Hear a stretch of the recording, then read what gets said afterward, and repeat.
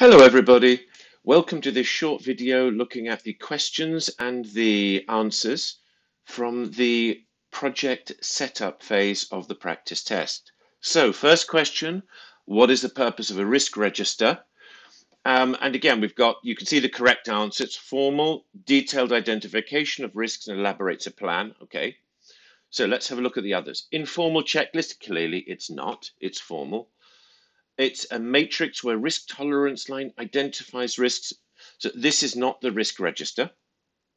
And finally, it documents changes to the plan. No, it doesn't.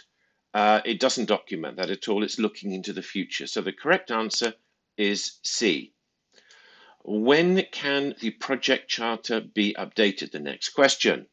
Right, so we've got the different answers. Correct answer, during the life of the project. All right, so at any point, wherever necessary. Closure phase?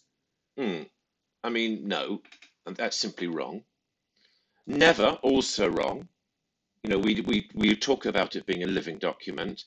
And any time the project is changed, yeah, if you're making small changes that are within the tolerance level of the project manager, you probably don't need to change the charter. It's about significant changes. So correct answer is B.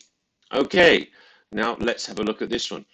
What are some of the objectives of the project setup phase? Well, we've got to communicate the project launch to stakeholders, to formally authorize a project team to mobilize resources, to identify and detail the comprehensive project scope, and to establish the project governance structure. Okay, again, exam technique.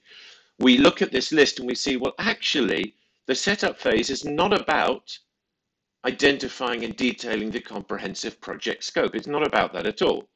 So any answer which doesn't have 3 in it will be correct. So A has got 3, C has got 3, and D has got 3. So the correct answer is B, because that's options 1, 2, and 4. And these are also the purposes of the setup phase.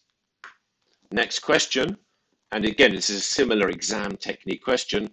What are the roles and the composition of a project board? So we've got senior user perspective, executive, 3 senior supplier, and 4 a project manager perspective. So the project manager is not part of the board. They may report to the board, they may sit on the meetings, but they are not formally part of the board. So a project manager perspective does not exist. It's not part of the guide. So option 4 is wrong, and we can see that the answer that does not have option 4 in it is D. So that's the correct answer.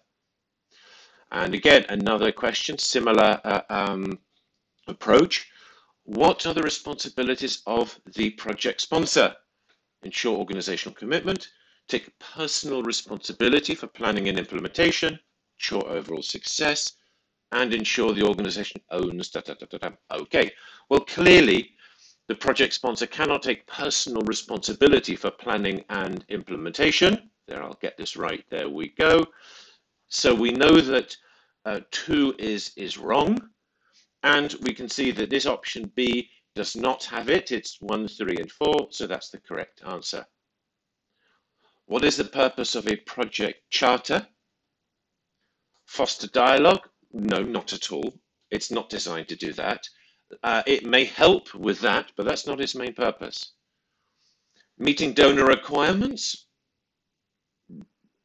I've never seen this as a donor requirement, so this is clearly not true.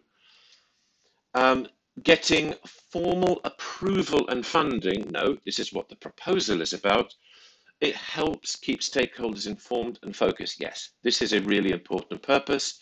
So the correct answer is option D, or the 4th option. Select the missing words. Again, I have to read this carefully. Project something are a key part of being able to work autonomously. As a project manager, they provide some flexibility. So this is all about change. But change requests are not designed to provide flexibility. They're designed to make sure that large changes are made appropriately. Project boards, Not really. Project charters documented it all. The correct answer is tolerances. What can the project manager do without needing to ask for permission? So they allow the project manager to be more autonomous, and they do give some flexibility.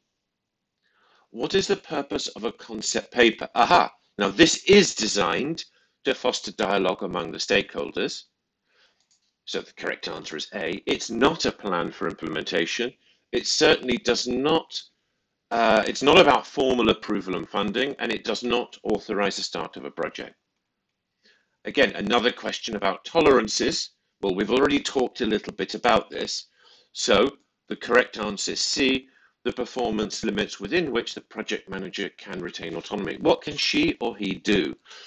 Again, looking at the other series of points through the life of a project that provide an opportunity. This is talking about decision gates and some other things too, but decision gates principally. A comprehensive list of the work. This is the work breakdown structure. The factors that constrain a project's ability to produce deliverables on time, scope, and budget. Well, here you're looking at risks and issues and so on. So, correct answer is C. Which risk management strategy is moving a project from one district to another? Avoiding. You just move it somewhere else. That political uncertainty no longer exists. Which of the following is not a key output of the setup phase? And again, here the correct answer is the logical framework, because this is an output of the project definition phase. There you go. I hope that explanation of the rationale was helpful. Bye for now.